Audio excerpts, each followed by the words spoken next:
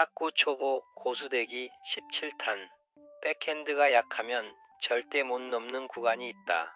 요즘 탁구에서 백핸드의 진짜 역할은 무엇일까요? 근접 압박과 속도전 시대라 백핸드가 곧 생존력입니다. 안녕하세요. 광벽의 소소행입니다. 탁구 초보 고수되기 17탄. 오늘은 정말 많은 분들이 탁구를 치면서 가장 답답해하고 또 가장 오랫동안 머물게 되는 금화의 구간에 대해 이야기해 보려 합니다. 그것은 바로 백핸드입니다. 오늘 내용은 단순한 기술 소개가 아닙니다. 왜 여러분의 실력이 일정 수준에서 멈춰 있는지, 왜 포핸드 드라이브를 그렇게 연습했는데도 시합만 나가면 무기력하게 지는지에 대한 아주 근본적이고 기술적인 해답을 담아 보았습니다. 내용을 체계적으로 설명하며 아주 구체적으로 풀어드릴 테니 편안한 마음으로 하지만 집중해서 들어보시기 바랍니다. 그럼 17탄 시작합니다. 시작하며 왜 어떤 사람은 여기서 더 이상 실력이 안 느는 걸까? 여러분, 지난 16탄까지 우리는 상대의 스타일에 따라 시스템을 만들고 자동화하는 단계까지 왔습니다. 이제 상대가 공격형인지 수비형인지 눈에 들어오기 시작하셨을 겁니다.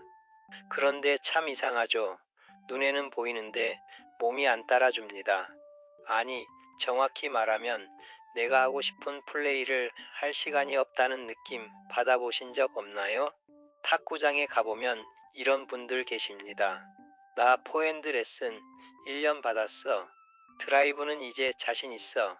그런데 막상 게임을 하면 어떻습니까? 그 멋진 드라이브 한 게임에 3번도 못 씁니다. 상대가 공을 조금만 빨리 보내거나 코스를 깊게 찌르면 자세가 무너지면서 하다가 실점하죠. 그리고는 이렇게 말합니다. 아, 오늘은 컨디션이 안 좋네. 정말 컨디션 문제일까요? 아닙니다. 이건 명백한 구조적 결함입니다. 초보에서 중수로 넘어가는 길목 말이죠. 많은 분들이 예외 없이 걸려 넘어지는 돌불이 바로 백핸드의 부재 또는 약점입니다. 오늘 17탄은 단순한 백핸드 타법 강좌가 아닙니다. 현대 탁구에서 백핸드가 왜 선택이 아닌 생존의 필수 조건인지, 백핸드가 약하면 왜 절대 넘을 수 없는 점수 구간이 생기는지, 그리고 초보자가 반드시 장착해야 할 백핸드 우선순위 3단계를 아주 기술적으로 그리고 체계적으로 분석해 보겠습니다. 오늘 영상의 핵심을 관통하는 문장은 이겁니다. 기억해 주세요. 요즘 탁구 경기에서 포핸드는 게임을 끝내는 칼이고 백핸드는 죽지 않고 살아남는 방패이자 갑옷입니다. 1장. 요즘 탁구는 왜 백핸드를 먼저 요구할까?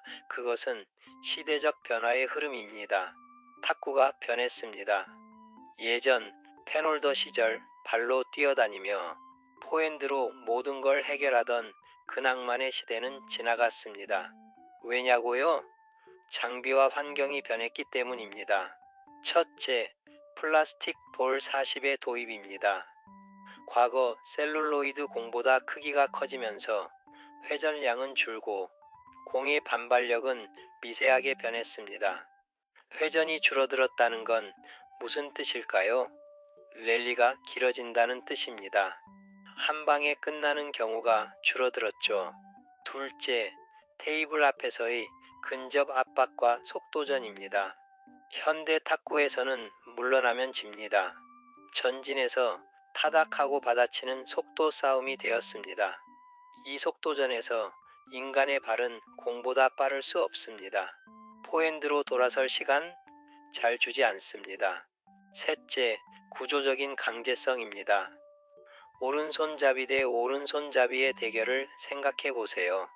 상대가 가장 안전하게 서브를 넣는 곳 어디입니까? 바로 여러분의 백핸드 쪽입니다. 상대가 가장 편하게 대각선으로 드라이브를 거는 곳도 역시 대부분 백핸드 쪽입니다. 랠리 중에 코스가 애매하면 본능적으로 몸쪽으로 공을 보냅니다. 즉, 경기 중에 날아오는 공의 70% 이상은 여러분의 몸통이나 백핸드 쪽으로 옵니다. 이 상황에서 백핸드가 약하다는 건 전쟁터에 나갔는데 방패 없이 칼만 들고 서 있는 것과 같습니다. 화살이 빗발치는데 막을 수가 없으니 칼을 휘두르기도 전에 쓰러지는 겁니다. 요즘 탁구에서 백핸드는 기술 이전의 생존입니다. 2장. 백핸드가 약하면 반드시 멈추는 구간, 즉 기술적 정체 구간이 있습니다. 즉, 보편적인 탁구 실력 그래프를 보면 아주 지루하게 수평을 그리는 정체 구간이 있습니다. 일명 마의 4, 5부 구간입니다. 물론 이건 이전 지역 부수 기준입니다만 이 구간에 갇힌 분들의 특징을 기술적으로 분석해 보면 놀라울 정도로 똑같습니다. 1. 막다가 끝납니다. 즉, 상대의 첫 드라이브를 백핸드로 간신히 댑니다. 그런데 공은 붕 뜨거나 힘없이 넘어갑니다. 그러면 상대는 그걸 보고 더 강하게 때립니다. 결국 두세 번 막다가 뚫립니다. 코피 나죠. 이 포핸드 전환이 불가합니다. 즉, 백핸드가 불안하니까 온 신경이 라켓 각도에 쏠려 있습니다.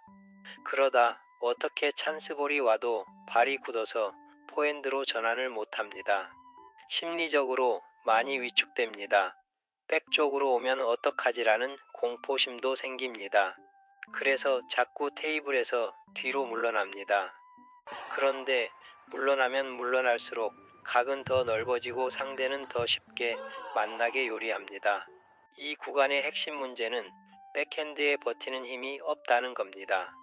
이러면 아무리 포핸드 드라이브 파워를 키워봤자 소용이 없습니다. 왜냐하면 그 파워를 쓸 수 있는 기회 자체를 스스로 만들어내지 못하기 때문입니다. 백핸드가 약하면 여러분의 강력한 포핸드는 칼집에서 나와보지도 못하고 이미 경기는 끝나 있습니다. 안타까운 일이죠. 3장.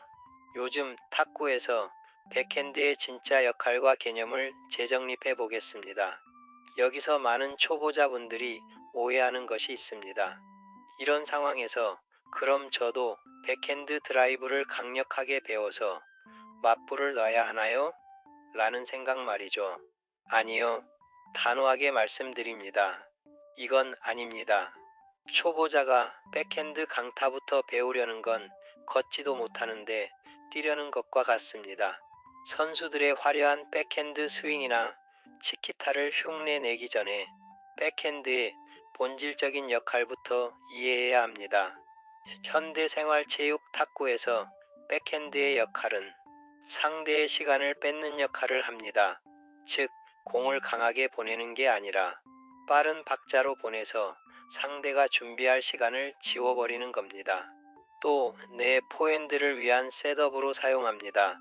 즉, 백핸드로 상대를 흔들거나 묶어두고 결정적인 순간에 내 주무기인 포핸드를 쓰기 위한 판 깔기로 인식하고 준비해야 합니다. 리스크 관리 용도입니다. 무리한 공격으로 실점하는 것을 막고 랠리를 이어가며 상대의 실수를 유도하는 역할을 합니다. 따라서 우리의 목표는 멋있는 백핸드가 아니라 흔들리지 않는 콘크리트 같이 단단하고 미나란 백핸드가 되어야 합니다. 이를 위해 반드시 순서대로 익혀야 할 3단계 우선순위를 정리해 보겠습니다. 4장. 백핸드 숙달 우선순위. 첫 번째로 블록입니다. 블록은 백핸드의 생명줄입니다. 첫 번째이자 가장 중요한 기술, 바로 쇼트 혹은 블록입니다. 에이, 쇼트 다 할 줄 아는데 라고 생각하시나요? 하지만 여러분의 쇼트가 실전에서도 상대의 드라이브를 감쇄시키고 있는지 점검해 봐야 합니다. 근접 압박 시에는 내가 때리는 것보다 상대가 때린 공을 받아내는 상황이 훨씬 많습니다. 이때 블록은 단순히 공을 넘기는 게 아니라 상대의 공격력을 능동적으로 제어할 수 있는 기술이어야 합니다. 기술적인 부분의 디테일을 보완하는 견고한 블록을 위한 3요소입니다. 첫 번째, 엄지의 역할이 가장 중요합니다. 많은 분들이 백핸드 시 라켓 뒤를 받치는 엄지손가락에 힘을 주지 않는 경우가 많이 있습니다. 그러면 공이 맞을 때 라켓이 뒤로 밀립니다. 엄지를 라켓면 중앙 쪽으로 깊게 받치고 임팩트 순간 엄지로 벽을 만든다는 느낌으로 꾹 눌러주셔야 합니다. 라켓이 견고하게 흔들리지 않아야 공이 튀지 않습니다. 두 번째, 각도 고정과 몸의 거리 조정이 중요합니다. 즉, 팔만 뻗어서 막으려 하지 마세요. 팔꿈치가 몸통 옆구리에서 주먹 하나 반 정도 떨어진 위치에 고정되어야 합니다. 그리고 라켓 각도는 상대 회전에 따라 적절하게 숙여야 하지만 더 중요한 건 임팩트 순간에 라켓을 흔들어 각을 바꾸지 않는 것입니다. 대다수의 실수는 공이 맞는 순간 순간적으로 놀라서 손목을 비틀거나 흔들기 때문에 발생합니다. 공을 정중히 맞이한다는 마음으로 놀라지 말고 굳건하게 벽을 만들어 보세요. 셋째로, 라켓에 공이 맞는 타점은 상승기에 맞히는 것이 중요합니다. 즉, 공이 바운드되고 정점에 오르기 전 따닥하고 올라오는 구간을 잡아야 합니다. 그래야 상대 회전의 영향을 덜 받고 상대의 힘을 이용해 돌려보낼 수 있습니다. 핵심 문장입니다. 블록은 공을 치는 기술이 아닙니다. 공이 와서 부딪히게 하는 기술입니다. 벽이 움직이던가요? 아니죠. 여러분의 라켓은 단단한 벽, 조선의 국모가 아니라 조선의 든든한 벽이 되어야 합니다. 5장. 백핸드 기술에서 숙달시켜야 할 우선순위. 두 번째는 컨트롤입니다. 결국 백핸드는 정교한 컨트롤로 무조건 벽을 만들어야 합니다. 블록이 방어라면 컨트롤은 운영입니다. 블록이 어느 정도 되면 이제 공을 내가 원하는 곳으로 보낼 수 있어야 합니다. 여기서 말하는 컨트롤은 코스와 길이 조절을 말합니다. 왜 컨트롤이 중요할까요? 내가 백핸드 쪽으로 깊숙하게 혹은 낮게 깔아서 보내면 상대는 강한 공격을 할 수 없습니다. 이런 상황에서 상대도 엉거주춤하게 넘겨주게 되죠. 바로 이때가 여러분의 포핸드가 불을 뿜을 타이밍입니다. 기술적 디테일인 백핸드 랠리 안정화에 대하여 말씀드리면 힘은 70%만 사용합니다. 백핸드 랠리에서 100% 힘을 쓰면 자세가 무너져 다음 공을 치기 힘듭니다. 툭툭 건드려준다는 느낌으로 가볍게 치세요. 팔꿈치는 백핸드의 축이 되어야 합니다. 백핸드 스트로크를 할 때 팔꿈치가 덜렁거리면 안 됩니다. 팔꿈치를 가상의 축에 고정하고 하완 즉 팔뚝만 사용해서 문을 여닫듯이 스윙하세요. 공이 궤적은 낮게 하는 것이 중요합니다. 즉, 공은 네트 위를 살짝 스치듯 지나가야 합니다. 공이 높으면 바로 두들겨 맞습니다. 추천 드릴입니다. 백핸드 대각선 랠리 8할 법칙으로 파트너와 백핸드 대각선 랠리를 하세요. 세게 치는 게 목표가 아닙니다. 10번을 주고받았을 때 8번 이상 미스 없이 연결되는가? 이것만 체크하세요. 이 연습이 지루해 보이지만 몸에 안정감을 심어주는 최고의 훈련입니다. 6장. 백핸드에서 숙달해야 할 우선순위 세 번째는 플릭입니다. 플릭은 공격이 아니라 탈출 기술이라 할 수 있습니다. 이 마지막 3단계가 플릭입니다. 초보자분들이 백핸드 플릭을 한방 기술로 착각하시는데 현대 탁구에서 플릭은 공격이 아니라 감옥 탈출 기술입니다. 상대가 짧은 너클이나 하회전 서브를 넣었을 때 그걸 커트로만 받으면 상대에게 3구 공격 기회를 주게 됩니다. 이때 선제적으로 툭 튕겨서 랠리를 시작하는 기술이 플릭입니다. 기술적 디테일로 실패 없는 플릭을 하는 요령입니다. 1. 발이 먼저 들어가야 합니다. 그런데 이게 제일 안 됩니다. 다급히 손만 뻗으면 절대 안 됩니다. 오른손잡이 기준으로 오른발이 테이블 깊숙이 공 밑으로 쑥 들어가야 합니다. 몸이 공 가까이 가야 정교한 컨트롤이 가능합니다. 이 손목의 당김과 스냅은 라켓 끝을 배 쪽으로 살짝 당겼다가 공의 뒷부분을 툭 하고 튕겨줍니다. 이때 공을 비비는 게 아니라 공을 라켓에 태워서 넘긴다는 느낌으로 합니다. 3. 욕심을 버려야 합니다. 강하게 치려다 오히려 네트에 쳐박거나 홈런 날리지 마세요. 상대가 바로 강타를 못 때리게끔 네트 너머로 떨어뜨려 놓는다 정도면 대성공입니다. 4. 코스는 안전하게 보냅니다. 코너를 잔뜩 노리다 미스하지 말고 상대 몸통, 즉 미들이나 백핸드 깊은 곳을 보고 안전하게 밀어 넣으세요. 풀릭이 장착되면 상대는 짧은 서브를 넣기 부담스러워집니다. 이렇게 되면 그 순간부터 서브 주도권 싸움에서도 유리해지는 겁니다. 7장 백핸드 자동화 루틴 하루 20분입니다. 이론은 알겠는데 연습은 어떻게 해야 할까요? 내일 탁구장에 가셔서 딱 20분만 이 루틴에 투자하세요. 한 달이면 달라집니다. 20분 백핸드 생존 루틴입니다. 블록 고정 연습 7분 정도 합니다. 파트너에게 드라이브를 걸어달라고 하세요. 절대 되받아치지 말고 각도만 잡고 버티는 연습을 합니다. 엄지에 힘주고 따닥 박자에 집중하세요. 발은 잔발로 계속 움직여야 합니다. 컨트롤 랠리 7분 정도를 백 대 백으로 연결합니다. 일정한 박자, 일정한 코스로 보내는데 집중하세요. 중간중간 코스를 미들로 살짝 바꿔보는 것도 좋습니다. 대상 플릭과 리시브를 6분 정도 연습합니다. 파트너에게 짧은 서브를 넣어달라고 하고 오른발이 들어가며 플릭으로 처리합니다. 강하게가 아니라 정확하게 넘기고 제자리로 빨리 돌아오기까지가 하나입니다. 이 루틴을 주 2 내지 3회만 꾸준히 해도 경기 중에 내가 이걸 막네? 하는 순간이 반드시 옵니다. 8장 백핸드가 살아나면 생기는 변화 5가지입니다.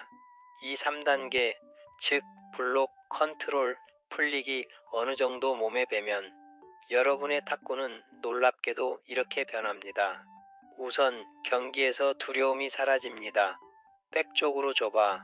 다 막아줄게 라는 자신감이 생깁니다. 그리고 포핸드 결정력이 폭발합니다. 백핸드에서 잘 버텨주니까 상대가 당황해서 공을 띄우거나 찬스볼이 옵니다. 그때 여유있게 포핸드를 휘두를 수 있습니다.